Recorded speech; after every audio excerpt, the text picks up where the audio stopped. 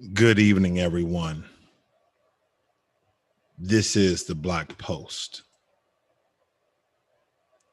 No matter where you are, tonight the message will be sent. Well, I've been watching this whole Asian hate thing turn out, and it's pretty ridiculous that Asians are actually allowing this to occur in their neighborhoods. They actually are allowing for white supremacists to turn the narrative, their perspective, and projection of Black supremacy and in cahoots in support of white supremacy. See, this is what has been changed, where all of a sudden Asians are now coming of age stating that Blacks are now committing violent acts against them. And of course, this is a ploy to take the power and the momentum and undermine foundational Black Americans from moving forward and receiving what is owed to us. And we cannot allow this. Everybody with a voice, everybody with a platform should be speaking out against this propaganda from this smoke screen, from this delusional, fictitious mirage. We should all be speaking out against this. In the United States, issues of race can often be cast along the lines of Black and whites mostly. And especially at a moment when the world has been forced to confront the ways that systematic racism is actually built into the nation's history. Now, the reasons for that focus are very clear. They're very transparent. Because at the same time, the land has never been inhabited by only those two groups, but originally from the dawn of time have been African descendant people. But seeing the ways in which other people interact with both Black Americans and also white Europeans. And I say that the complex history of both anti-Blackness and racist so-called solidarity within the Asian community does not exist. We have always been fighting the good fight for everybody except ourselves, because essentially we thought we was fighting for ourselves, but it comes to find out that other minorities, other groups of people, and I don't consider myself a minority, but other groups of people have benefited from our struggles, from our protests, from our blood. This is where Asian Americans need to hold their own nuts and tell the truth. Know the history of Asian Americans in America and stand on the truth. That is the issue that we have.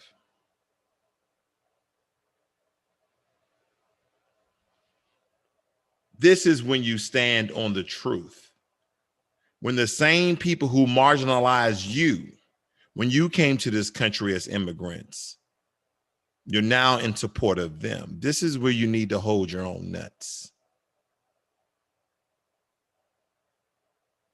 See, this system is one that has been evolving for centuries. This system of racism towards melanated people have been evolving for centuries. And every time we thought we had an opportunity to change our lives in this country, in the Western world, and even in our own country of our home continent of Africa, we have not had the opportunity, nor the authority, or the power to do so, because white supremacy is a system that runs the entire globe.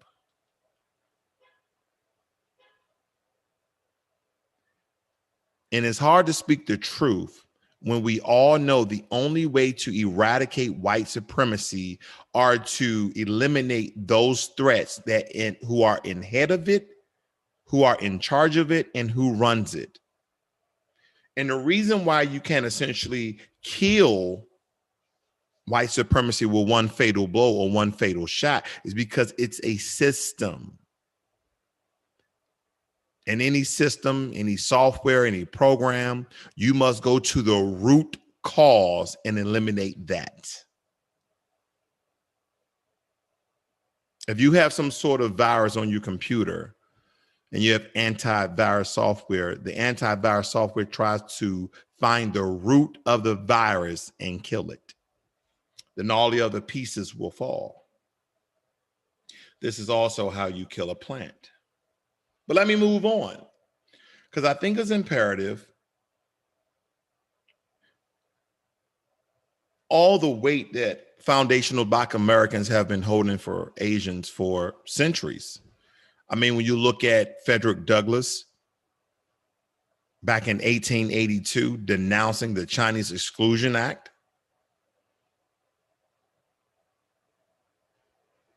we have always been speaking up for people other than ourselves. We've always been carrying people, including ourselves, but we don't get any recognition. We don't even get support from the Asian community. And matter of fact, the Asian community comes into the Black community the same way the Asians go into Africa. They go in to use the people for what they can give them, but not what they can offer them. What am I talking about? In majority of Black cities and Black neighborhoods are hundreds of Asian businesses like restaurants, nail salon, hair salon, beauty supply stores. They also have dry cleaners, all in our neighborhood. And I don't know about you guys, but I've never, ever seen an Asian American business in a Black neighborhood where they actually employed Black people. See, this is a time that the Asian Americans need to hold their own nuts. You think they're going to stand up and denounce white supremacy and say that this is a mirage, that this is a smokescreen, that this is propaganda? Do you think they're going to do that? Absolutely not, because this is about the bag. This is about receiving fucking money. That's what this is about. But see, no one wants to bring up the history of foundational Black Americans assisting Asians in support of them throughout the years. See, when I look back on history, other than Frederick Douglass denouncing the restriction on Chinese immigrants,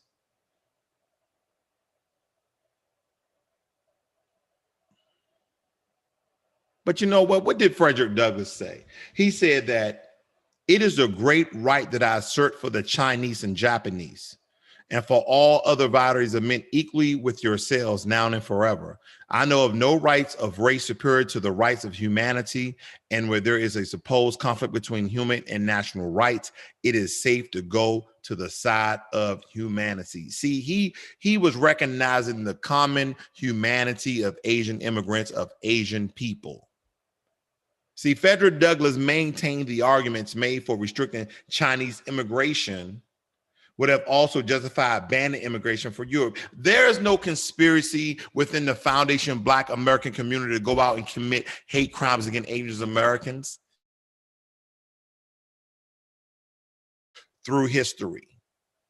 And you think all of a sudden the orange-haired man loses his election, and then Jim Crow Joe comes into office, then all of a sudden there's Black supremacy and hate crimes and hate attacks against Asian from Blacks.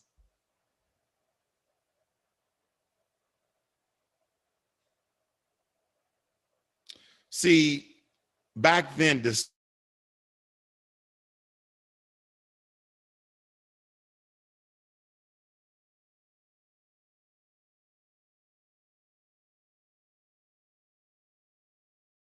of his life, which was called the lesson.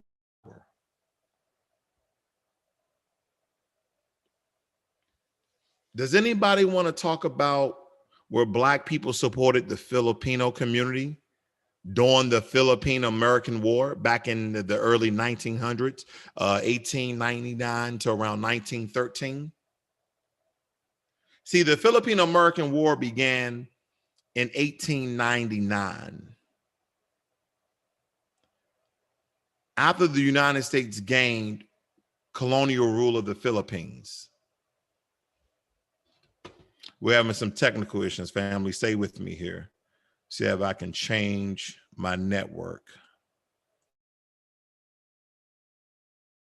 Change this.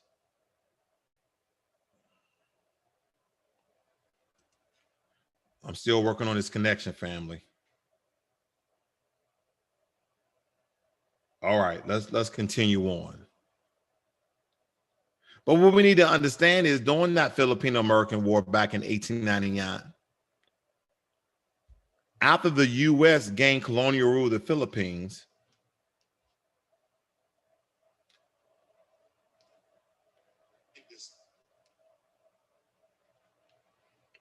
that's right.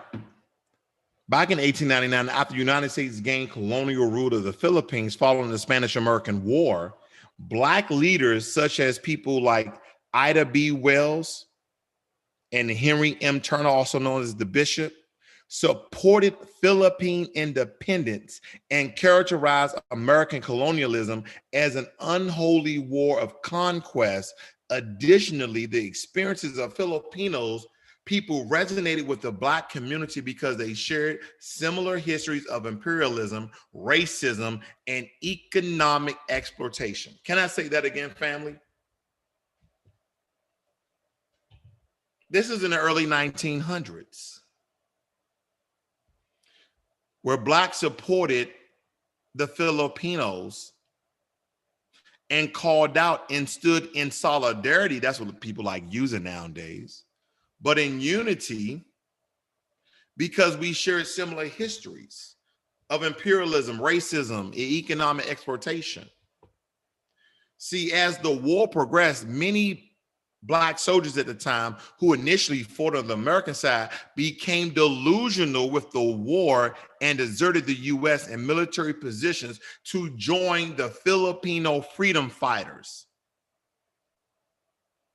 We understood that back then we were fighting for a racist nation, and we understood what the Filipino freedom fighters were actually fighting about, and we stopped fighting with the U.S. soldiers. And some of you will say, oh, they were just traitors. No, you can't be a traitor to a land if they never consider you a citizen. Think about that, family. You cannot be considered a traitor if the nation that you belong to doesn't consider you a citizen. And I can tell you like this, back in the early 1900s, we were not considered citizens. But anyway, we went over to the Filipino freedom fighters, and back in the US, Black leaders called for solidarity with Filipinos, arguing that they were used as instruments by white leaders to oppress another people of color. See, this is how they used to say these things. But we understood that those words are essentially white supremacy and people that are melanated from the continent of Africa. This is why right now, foundational Black Americans, we need to be supportive of ourselves. We shouldn't go to any stores that we are not hired, that you do not see a representation of us. That tells you a lot about the Asian community already. See, this is what needs to be told. This is what needs to be public, because they keep throwing this smoke screen up and it's a bunch of bullshit. Because what we need to understand is that throughout history, as I'm exactly explaining right now, is that we've always been in support of Asians being treated probably even better than ourselves, because we was under tyranny during the exact same time. But now they've rounded up a couple of non-foundational Black Americans and somehow persuaded them, coerced them, paid them off to commit these crimes of attacks on another group of people, just to change the narrative of white supremacy and the discrimination of Blacks, but to change the narrative of Black supremacy, and that we're going out in mass droves to attack Asian people. This is not true. This is false, false, false, false, false. But they don't want to tell anybody about the Black opposition to the Vietnam War back in the 50s and in the 70s. See, the Black community was a strong opponent of the Vietnam War for two main reasons. The first being Black men were disproportionately drafted into the war. Just because you were Black, yeah, you're going to war. See, in 67, 64% of all eligible Black men were drafted, but only 31% of white men was drafted. And you can chalk this up as men and women as well. But see, these numbers don't really come out how we were in such support of Asians being equal, while all the while, when they get into our neighborhoods, they leech off us. And more times than not, our women are criminalized in their stores and are abused and assaulted in these Asian stores. I'm just quite confused how this all came to be. But as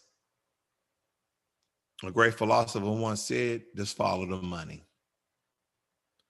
Who's getting paid off this propaganda? Who is getting paid? Now, the second, the Vietnam War was problematic of the racist ideology that permeated every aspect of American society back in the 50s and all the way through the 70s. See, race was not explicitly stated as a reason for starting the war. Racist ideology shaped the justification for escalating the conflict. This racist ideology was reflected on the ground, in the air, in the sea. Wherever you was, these ideologies existed. See, white soldiers in Vietnam wore Ku Klux Klan robes. That's right. White soldiers in Vietnam wore KKK robes and carried the Confederate flag to express their self-perceived superiority over the native Vietnamese people. They wore the same hate robes, the same racist symbol, even towards the Vietnamese. Now, you know, majority of the nail shops are what? Vietnamese. Majority of the beauty supply stores are mostly Korean. Most of the shops, you'll get some Chinese, you get some Japanese, but you get what I'm getting at. And they're mainly located where? In Black communities. Recognizing the unjust nature of the war, Black leaders back then, such as Malcolm X, MLK, openly denounced it. See, back in 67, during the Harlem Peach March, Blacks underscored the contradictory nature of their involvement in the war by carrying signs that read, Black men should fight white racism, not Vietnamese freedom fighters. That alone tells you where we stood. Again, that sign read, Black men should fight white racism, not Vietnamese freedom fighters. The marchers understood the experience of the Vietnamese freedom fighters because of their own oppressive history shaped by white supremacy in their country. And consequently, they chose to stand in solidarity with them.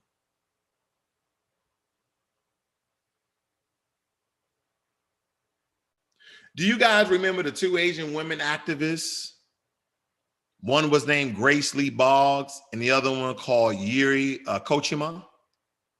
See, they were heavily involved in activism and abolishment and liberation back in the early 1900s.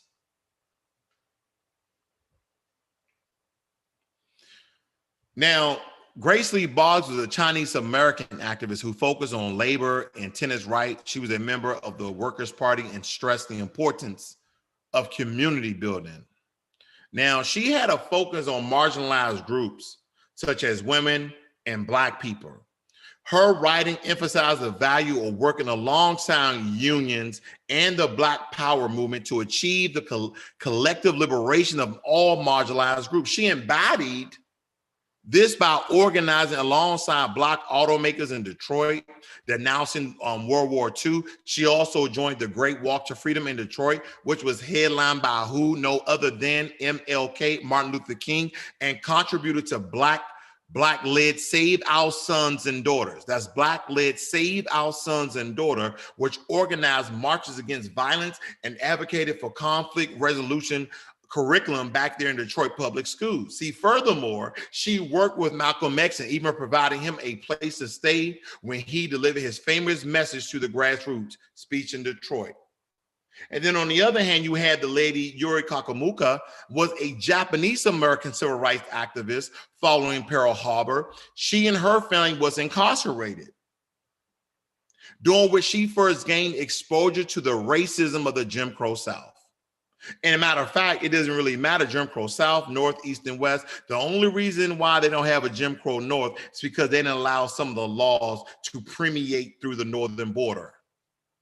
But when World War II ended, Yuri, she married another dude called Bill Kakamoka, whom she had met in the incarceration camp and moved to New York City. Her and her husband lived in housing projects with large Black and Puerto Rican populations. This right here motivated her to join the civil rights movement. She became a close friend of Malcolm X, who inspired her to incorporate Black nationalism into her work. Solidarity with Asian, how we have always been in connection, in solidarity and union with Asian, but they have never been in solidarity with us. They have never been unified with us. They come to our communities, or they have came to our communities, and the only thing they do is take, and they victimize our Black women in their stores. I've never seen a videotape, I've never seen a video clip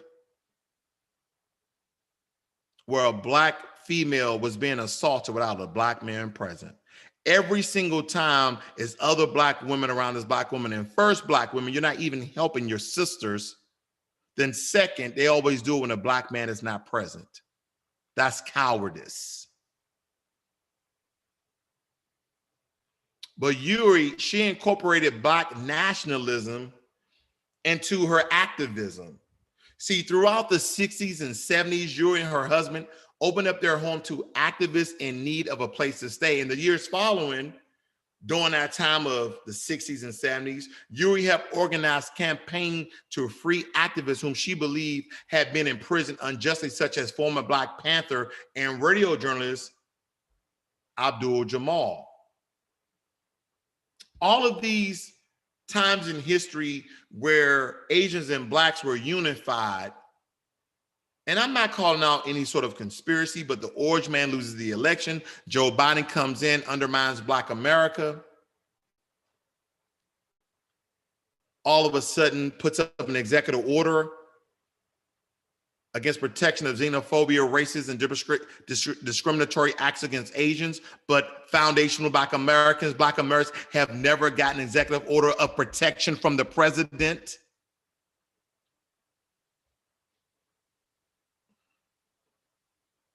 It makes me think of the Third World Liberation Front that happened back in San Francisco in the late 60s. See, Black student activists created the first BSU. When I went to college in West Virginia, I was also part of a BSU.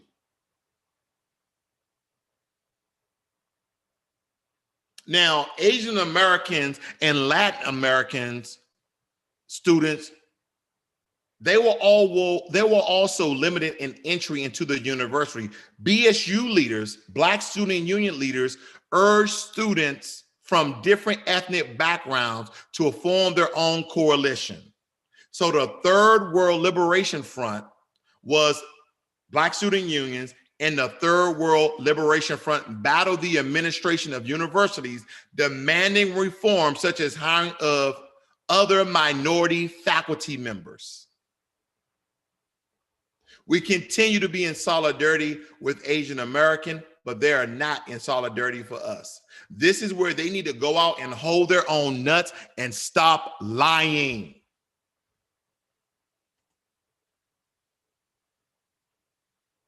Family, this is sickening right here.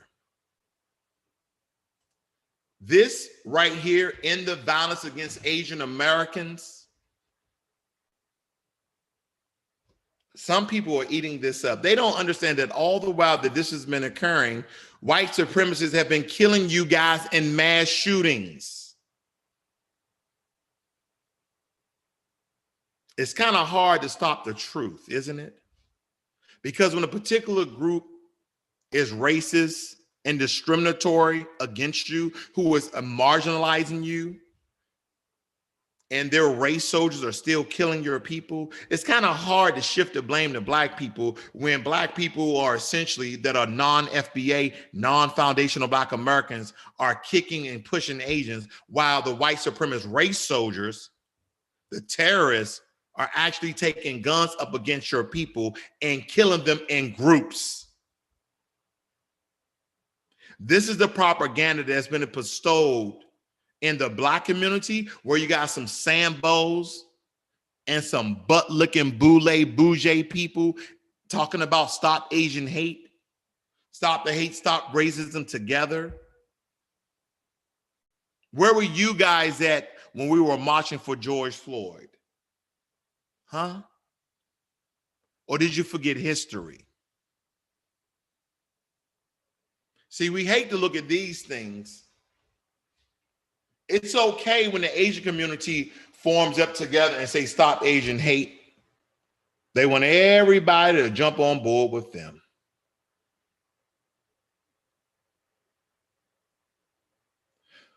Lately in the news, there was a young lady, very beautiful young lady, who was black and as well as Asian. But what people are failing to say is that she identified with black. And she unfortunately got murdered in Compton. And the Reuters are reporting, as well as the police, they're still looking for evidence and information that we can understand the reason for her death. Because the Asian communities, AKA the Democrats as well, want to change the narrative that this is, again, a hate crime. That this Asian woman who identifies as black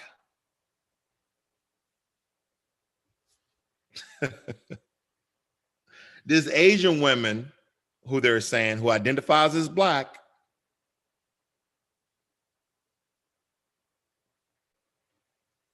was this a race murder?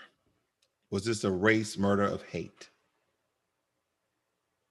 Now you're seeing all of these stop Asian hate all over America, but mostly in Los Angeles and New York.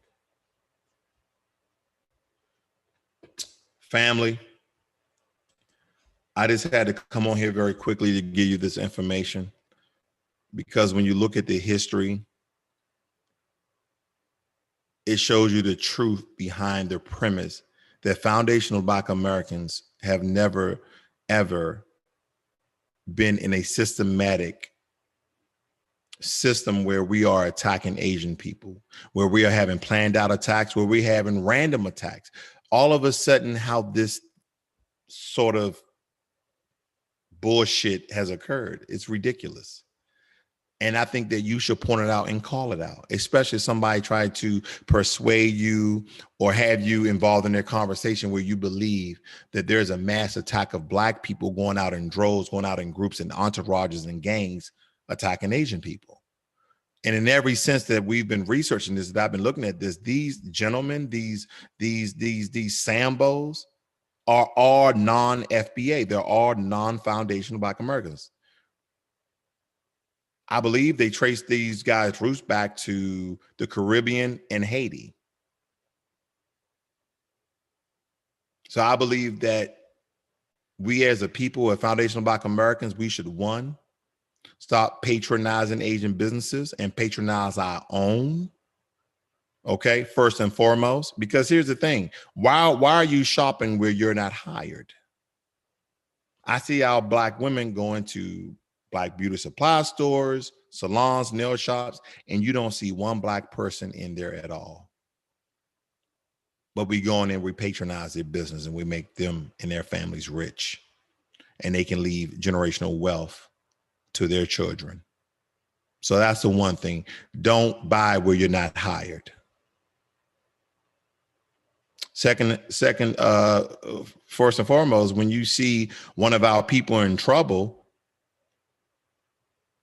you should definitely lift a helping hand. You should definitely investigate to see what's going on. I know we worry about our own lives, but I'm tired of seeing Black women get assaulted in beauty salons on videotape, where other Black women are standing around because you don't know what happened. You don't know what's going on, where you know that there are Asian people assaulting our people. You can at least stop the damn fight. Or the lynching, modern day lynching. So family,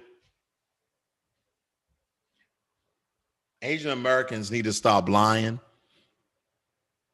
in their support of white supremacy. Those Asian Americans who are out there spewing the lies against the Black community, saying we are essentially attacking them in droves and that they're fearful for their lives. What I hate to say it, Asian Americans, welcome to America. We've been here. Our ancestors have built this country through the same and even worse situation that you're going through right now. The modern day world was built by Black people. And we've been under this white supremacy, the foot of it, for hundreds of years. So this is where you hold your own nuts and you stop telling lies.